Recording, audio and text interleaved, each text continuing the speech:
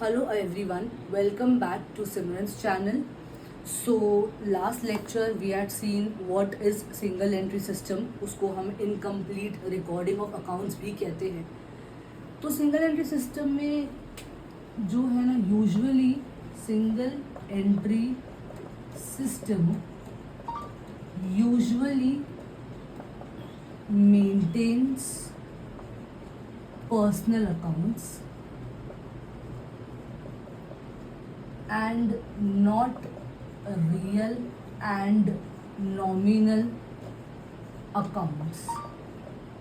यहाँ पे हमें क्या बात पे स्ट्रेस देना है कि जो सिंगल एंट्री सिस्टम है वो यूजुअली मेंटेन करता है पर्सनल अकाउंट. आपका पर्सनल अकाउंट क्या होता है? जैसे bank of India, bank of Baroda, state bank of India, Canara bank, Kotak bank, या हो जाए किसी का नाम हो जाए सिमरन सेविंग्स अकाउंट, वीनाज सेविंग्स अकाउंट. तो यहाँ पे नाम क्या है, पॉपअप हो रहा है. तो जहाँ पे नाम पॉपअप होता है वो हमें अच्छे से पता है, वो पर्सनल अकाउंट होता है. तो यूजुअली जैसे हमने कल बात की थी कि सिंगल एंट्री सिर्फ एक ही साइड को केटर करता है, इधर डेबिट और क्रेडिट, वो बात सही है. लेकिन हमें इस पर भी फोकस करना है कि यूजुअली वो कौन से अकाउंट्स मेंटेन करता है, तो which is personal accounts. And जो वो ज़्यादा मेंटेन नहीं करता है और it is actually fully not maintained is real. मैं थोड़ा क्लियरली लिख देती हूँ, रियल एंड नॉमिनल अकाउंट्स. अब एक छोटा सा रिकैप तो देना बनता ही है. रियल अकाउंट ये होता है जहाँ पे आप अपने असेट्स, जो आपके असेट्स होते हैं उसकी वैल्यूएशन होती है. तो जहाँ पे असेट्स आप कह सकते हो रिकॉर्ड होता है, वैल्यू होता है, वहाँ पे उसे हम कह जाते हैं रियल अकाउंट. अब जैसे कॉपीराइट हो गया, ट्रेडमार्क हो गया, पेटेंट हो गया, आपका land and building, plant and machinery, ये सब कुछ आपका क्या हो गया, रियल अकाउंट. एंड लास्टली जो नॉमिनल अकाउंट है वो सिर्फ एक्सपेंसेस एंड इनकम रिकॉर्ड करता है. अगर आपने डिविडेंड या इंटरेस्ट ऑन इन्वेस्टमेंट कुछ रिसीव किया है, या तो अगर आपने कुछ एक्सपेंसेस के पे किया है जैसे इंटरेस्ट पेड, डिविडेंड पेड, तो वो सब कुछ नॉमिनल अकाउंट में रिकॉर्ड होता है. तो ये यूजुअली सिंगल एंट्री सिस्टम उस पर ज़्यादा ध्यान नहीं देता है, वो ज़्यादा फोकस करता है पर्सनल अकाउंट पे, और उसमें से भी सिर्फ एक ही साइड को क्या करता है, केटर करता है, इधर डेबिट और क्रेडिट. यहाँ तक हम लोग क्लियर है. आज हम उसके देखेंगे, थोड़े से फीचर्स देखेंगे. मैंने कल बोला था एडवांटेज एंड डिसएडवांटेज देखेंगे, वो तो हम ज़रूरी देखेंगे, बट थोड़े से फीचर्स भी देख लेते हैं कि कौन से स्पेशल फीचर्स है सिंगल एंट्री सिस्टम के. ठीक है, मैं ये रख कर लेती हूँ और एक बाय एक करके हम लोग फीचर्स देखेंगे ऑफ सिंगल एंट्री सिस्टम. तो फीचर सबसे पहला क्या है? Some transactions are recorded properly by giving effect for both the receipt and payments. Okay, so there are cases where the items are recorded on both sides, that is debit and credit. तो ये उसका एक special feature है. आप बोलोगे कि ma'am अब तक तो लास्ट लेक्चर से आप सिर्फ यही बताते आ रहे हो कि वो एक ही साइड पे रिकॉर्ड होता है, बट डियर मैंने आज ये भी तो बताया कि वो पर्सनल अकाउंट को केटर करता है. तो पर्सनल अकाउंट को केटर करता है तो कई बार वो दोनों इफेक्ट्स को रियलाइज करता है, यानी कि डेबिट साइड भी और क्रेडिट साइड भी. तो ये सबसे अच्छा फीचर है of single entry system. Then you have some transactions are not recorded, for example at all, that is goods और cash withdrawn for business use for personal use. Basically drawings जो है वो नहीं रिकॉर्ड होता है, not recorded. Goods withdrawn for personal use, ये हमने 11th में ही जब बेसिक्स किए थे अकाउंट्स के, जब हम कर रहे थे फाइनल अकाउंट्स, तब हम लोग ने उसमें पढ़ा था कि goods withdrawn for personal use होता क्या है. अगर मेरा जो कैपिटल है जो मैंने इन्वेस्ट किया बिजनेस स्टार्ट करने के लिए, उसमें से मैं कुछ अमाउंट विदड्रॉ करती हूँ अपने घर के खर्चे के लिए, तो उसको हम टर्म करते हैं ड्रॉइंग्स, और वो सिंगल एंट्री बिल्कुल भी एट ऑल रिकॉर्ड नहीं करता है. ये उसका सेकेंड फीचर है. Some transactions are recorded partially, इधर डेबिट और क्रेडिट एस्पेक्ट इज रिकॉर्डेड. तो हमने ये भी देखा कि either of the accounts that is debit और credit is recorded. Either of the accounts partially maintain करता है, या तो डेबिट या तो क्रेडिट, दोनों साथ में नहीं। ये पर्सनल अकाउंट के लिए, ये पर्टिकुलर, और ये आप बोल सकते हो रियल नॉमिनल के लिए। Fourth, some personal transactions are recorded wrongly. For example, insurance premium paid is recorded as business expenses. आप wrong entry करते हो, wrong entry recorded. Now you will say insurance premium for business हो सकता है, जैसे fire insurance, general insurance, but नहीं, usually हम insurance premium paid is recorded as business expenses नहीं मानते हैं, हम उसको एक्सपेंसेस नहीं मानते इंश्योरेंस प्रीमियम। तो इसके वजह से रॉन्ग एंट्री रिकॉर्डेड हम उसको बोल सकते हैं। Single entry system is defective and unscientific, वो तो हम लोग ने कल ही पढ़ लिया था। तो फिफ्थ फीचर वो है, फिफ्थ वाला अनसाइंटिफिक, और ये लोग ने वर्ड यूज किया है डिफेक्टिव। क्यों डिफेक्टिव यूज किया है? अभी हम लोग ने पिछले वाले ही फीचर में देखा था कि वो रॉन्ग एंट्री को रिकॉर्ड करता है, तो इसके लिए उसको एक तो डिफेक्टिव बोलते हैं और दूसरा अनसाइंटिफिक बोलते हैं, क्योंकि वो प्रिंसिपल्स फॉलो नहीं करता है, लॉस फॉलो नहीं करता है अकाउंटिंग प्रिंसिपल्स के। Then you have under single entry system only personal and cash accounts are maintained, real and nominal accounts are not maintained. So as I told you, only personal, one more thing account is maintained, that is cash.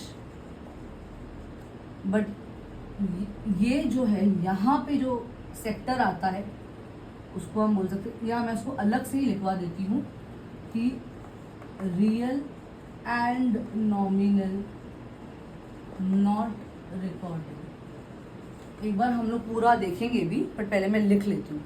Last feature ये है, last दो features, the single entry system of accounting varies from person to person, from business to person, business to business. तो basically dynamic है, तो हम 7th point उसको dynamic बोल सकते हैं।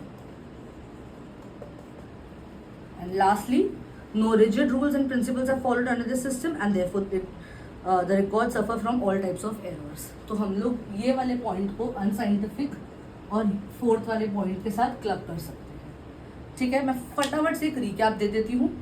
फीचर्स में कि items are recorded on both sides, that is debit and credit, जिसको हम दूसरे वर्ड्स में रिसीट्स एंड पेमेंट्स बोल सकते हैं। अब वो किसके लिए एप्लीकेबल है? पर्सनल एंड कैश अकाउंट के। सेकेंड फीचर क्या है? Drawings is not recorded, goods withdrawn for personal use from business which is termed as drawings is not recorded. Third feature, either of accounts that is debit और credit is recorded, साथ में नहीं। यहाँ पे जो बाकी के पर्सनल एंड कैश में या तो दोनों साइड्स रिकॉर्ड होता है, या तो डेबिट या तो credit, that depends on the sum, the situation which is given there. ठीक है, so personal and cash account में दोनों साइड्स भी हो सकते हैं, या तो ईदर ऑफ द साइड भी हो सकता है record. Fourth, wrong entries are recorded, अब गलत एंट्री रिकॉर्ड कर देते हो। फिफ्थ है वो अनसाइंटिफिक और डिफेक्टिव है। अनसाइंटिफिक इसके लिए है क्योंकि वो प्रिंसिपल्स फॉलो नहीं करता है, डिफेक्टिव इसके लिए क्योंकि वो एरर फॉलो करता है। सिक्स्थ है कि वो रियल एंड नॉमिनल अकाउंट बिल्कुल भी मेंटेन या रिकॉर्ड नहीं करता है। सेवेंथ है वो डायनेमिक है, वो चेंज होता है बिजनेस टू बिजनेस में, हर बिजनेस का अपने एप्लीकेशंस होते हैं, अपने रूल्स एंड रेगुलेशंस होते हैं, मीडियम ऑफ बिजनेस डिफरेंट होता है, स्मॉल मिडिल लार्ज ऑर्गेनाइजेशंस। तो मैं ये नहीं बोल सकती हूँ कि एक चाय वाला जो है अगर फॉर एग्जाम्पल एक चाय वाले का शॉप है, okay, there is a tea shop, it is a small tea shop, it follows the same principles like of DMart, because वो तो लार्ज ऑर्गेनाइजेशन है, लार्ज एंटरप्राइज है। तो ये दोनों जो रूल्स या लॉज अप्लाई करेंगे वो डिफरेंट तरीके से करेंगे भले अगर सिंगल एंट्री के तौर पे अगर करते हैं, उनका अम्ब्रेला टर्म है single entry, they will follow that rule only, but उसमें जो मेथड्स है वो डिफर कर जाएंगे। क्यों? क्योंकि the size of the organization is different, that is why I have written it is dynamic, it varies from business to business, person to person. And lastly it suffers from errors. क्यों suffer करता है errors में से? क्योंकि वो wrong entry record करता है और वो अनसाइंटिफिक मेथड है। तो ये हमारे कुछ फीचर्स हो गए। अब एडवांटेजेस हम लोग थोड़ा सा देख लेंगे एंड डिसएडवांटेजेस देख लेंगे। आज हम लोग ये देख लेते हैं एडवांटेजेस एंड डिसएडवांटेजेस। मैं थोड़ा 2-3 दिन थियोरेटिकल पार्ट से ही डील करूंगी, and once I complete my theoretical part maybe in the next lecture और maybe one more lecture, more 2 lectures are required, then I'll start with the full-fledged sums. वो full-fledged sums है, आपको थोड़ा tough लगेगा, आपको hang बैठने में time लगेगा, इसके वजह से ही मुझे ये थोड़ा थियोरेटिकल पार्ट पे ज़्यादा फोकस करना पड़ रहा है।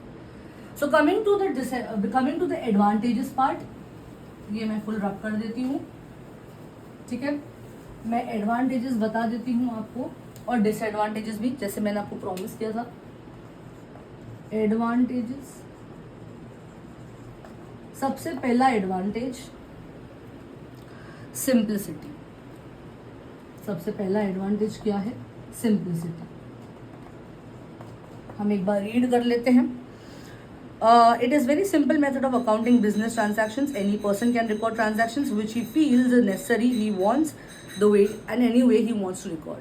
ये सबसे ज़्यादा सिंपल इसके लिए है क्योंकि कोई भी स्मॉल बिजनेस ऑर्गेनाइजेशन हो या अगर कोई कोई पर्सन हो जो अपने घर के भी अकाउंट्स रिकॉर्ड करना चाहता है, हम लोग घर में एवरी ईयर हमारा एक अकाउंटिंग होता है कि हमारे कितने एक्सपेंसेस है, हमने कितना इनकम रिसीव किया, हम ऑफकोर्स अपने घर का अकाउंट्स भी मेंटेन करते हैं so that we see how much cash is with us in hand और एट बैंक।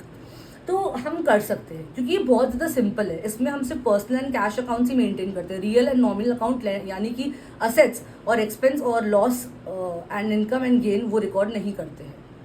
तो ये कॉम्प्लिकेटेड बिल्कुल भी नहीं है, कॉम्प्रीहेंसिव बिल्कुल भी नहीं है, ये बहुत ज़्यादा सिंपल है। जो आपका पर्सनल अकाउंट है वो आप मेंटेन करोगे, जो आपका कैश अकाउंट है वो आप मेंटेन करोगे, ठीक है। तो इसमें ज़्यादा टाइम भी नहीं लगता है, आपका टाइम सेव बहुत हो जाता है, इसके लिए ये सिंप्लिसिटी है इसमें। सेकेंड हम देखेंगे requires no expertise. Yes, this is very important. Requires no expertise, इसका मतलब क्या होता है? कोई भी इसे फॉलो करता है एंड कोई भी इसे मेंटेन करता है, कोई भी इसे रिकॉर्ड करता है। आपको एक चार्टर्ड अकाउंटेंट के पास जाके अकाउंट्स मेंटेन करने की ज़रूरत नहीं पड़ती है। इट इज़ दैट सिंपल, ठीक है। बट मैं आपको एक चीज़ बता दूं, कोई भी, let it be the house people, the home people, like we all also maintain accounts of our house, let it be the small to big organizations, all follow double entry system until and unless it's not like vada pav wala vendors or something like that.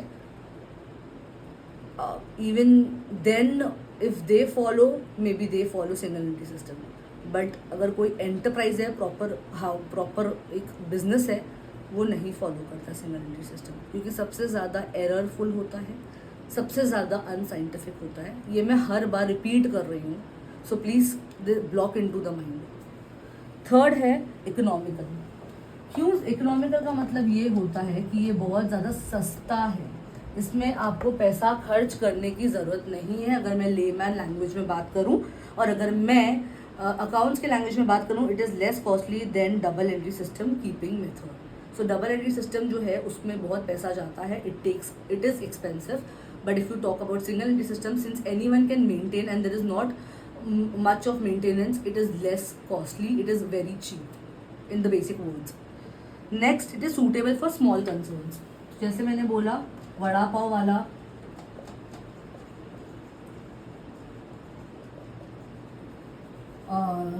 suitable suits small concerns।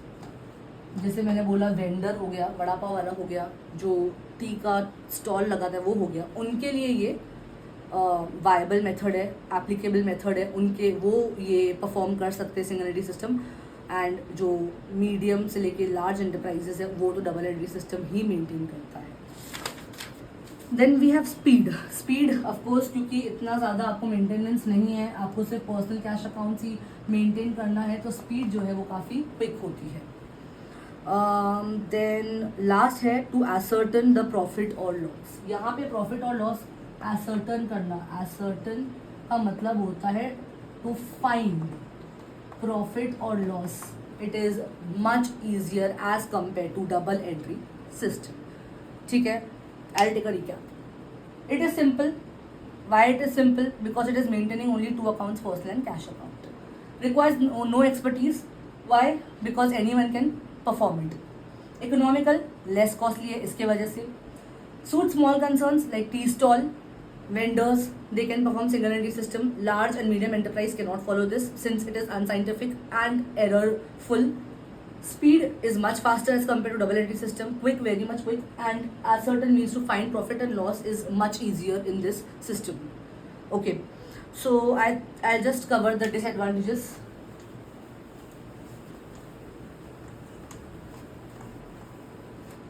I'll cover the disadvantages also.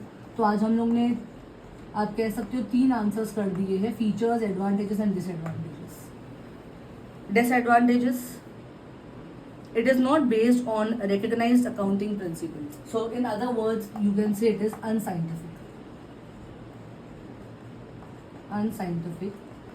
method. Second, I will not repeat it again and again because you know that this is unscientific method. That is why it is not following principles or the laws or the general accounting principles of whatever it is, of India or any other country. If it is America, if it is performing single entity system, so it's not following the principles of its own country. It differs. अपने अपने country का जो भी generally accepted accounting principles होता है, अगर वो follow नहीं करता है तो उसको हम अनसाइंटिफिक मेथड का टर्म दे देते हैं. It does not record all transactions, ये तो हम लोगों ने बहुत बार बोल दिया है. Some transactions record only one effect, that is either debit or credit. In some transactions, both effects are recorded and some transactions are not recorded at all. Therefore, these accounting records are not accepted by tax authorities. तो आप second बोल सकते हो, not accepted by tax authorities. Why it is not accepted by tax authorities? क्योंकि कभी कभार वो दोनों इफेक्ट देता है डेबिट क्रेडिट का, कभी कभार पार्शियल देता है इधर डेबिट और क्रेडिट, या कभी कभार तो वो बिल्कुल ही नहीं देता है, जिससे हमने ड्राइंग्स का एग्जांपल देख लिया, वो रिकॉर्ड ही नहीं करता है. Arithmetical accuracy of accounts cannot be checked as trial balance cannot be prepared. यहाँ पे आप ट्रायल बैलेंस प्रिपेयर ही नहीं करते हो तो आप जो अरिथमेटिकल कैलकुलेशन है वो फॉलो नहीं करते हो. Arithmetical calculation not follow. Okay, I hope I'm going clear, but I'm going a little fast because I don't have that much time today. Next, final accounts, that is trading and profit and loss account and balance sheet cannot be prepared as all transactions are not recorded. Hence, gross profit, net profit or loss cannot be ascertained. Balance sheet cannot be prepared as real accounts and other accounts are not maintained. Very simple. You cannot perform final accounts. So final accounts is not prepared. Of course क्योंकि trial balance भी नहीं है, आप अब वो इसके लिए भी नहीं मेंटेन कर पाते हो. आप रियल नॉमिनल अकाउंट्स मेंटेन ही नहीं करते हो तो आप इसके वजह से फाइनल अकाउंट्स परफॉर्म ही नहीं कर सकते हो. फाइनल अकाउंट्स में आपको नेट प्रॉफिट या लॉस, ग्रॉस प्रॉफिट या लॉस एसर्टन करना पड़ता है. उसके लिए आपको तीनों अकाउंट्स पर्सनल, रियल और नॉमिनल होना चाहिए. एंड क्योंकि रियल एंड नॉमिनल नहीं है, ये सीधा क्रॉस में जाता है. Next, the system gives scope for misappropriations and frauds resisting to cash or relating to cash or goods etc. यहाँ पे क्या बोलते हैं, फ्रॉड प्रिवेल करता है. सो फ्रॉड इज प्रिवेल्ड. यहाँ पे फ्रॉड ज़्यादा हो सकता है क्योंकि आप इफेक्ट्स बराबर नहीं देते हो, तो आप यहाँ का वहाँ थोड़ा बहुत कर सकते हो, 19-20 का फ़र्क कर सकते हो, तो इसके वजह से यहाँ पे फ्रॉड्स होने के ज़्यादा चांसेस है. और ऑफकोर्स आप रॉन्ग एंट्री भी रिकॉर्ड करते हो, तो रॉन्ग एंट्री रिकॉर्ड करना अगर हम समझे इसका दूसरा मतलब तो आप उसको फ्रॉड भी बोल सकते हो. Next, in the absence of real accounts it becomes difficult to know the exact financial position of the business and valuation of goodwill on the sale of business. Yes, no proper valuation of financial position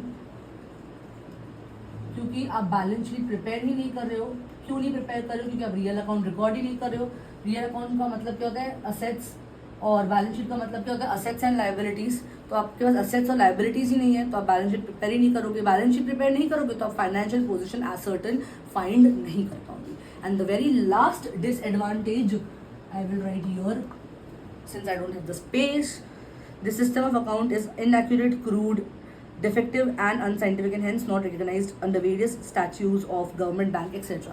Since it has all the 6 disadvantages, So it is the combination of the above 6 disadvantages. It is therefore not recognized in accounts. ठीक है. So unscientific method है, not accepted by authorities है, arithmetical calculation not followed है, final accounts is not prepared, fraud is prevailed, no proper valuation of financial position, and combination of all these 6 disadvantages leads to non-recognized, or you can say unrecognized in accounts. Single entry is unrecognized in accounts because of the 6 disadvantages. So when you make the combination of this is the answer. So today we covered features, advantages and disadvantages. Tomorrow के लिए I'll tell you what will I cover. Tomorrow के लिए ना, so for tomorrow I am going to give you information about conversion method and sources of information, and if the time permits I'll start with the examples, otherwise I'll only cover conversion method and the sources of information. Okay, let's see what can we cover tomorrow. But कल तक थोड़ा बहुत theory part continue होगा, उसके बाद जो next lecture होगा हम लोग सीधा स्टार्ट कर देंगे with practical problems. I hope आज का क्लास बहुत ज़्यादा क्लियर होगा. अगर क्लियर नहीं है, मैं कुछ फास्ट ज़्यादा जा रही हूँ, तो आप कमेंट्स में बिल्कुल ही मुझे बता सकते हैं. एंड गाइस प्लीज़ लाइक कीजिए, बिकॉज इसमें बहुत मेहनत लगती है एक वीडियो बनाने में. एंड थैंक यू, आप मुझे व्यूज़ देते हो, but I expect likes also अगर आपको मेरा वीडियो अच्छा लगता है और अगर आप मुझे मोटिवेट करना चाहते हो. So please don't forget to like, share and subscribe. Like का होता है एक्चुअली ये थंब, बट फिर भी like, share and subscribe my channel. Thank you so much.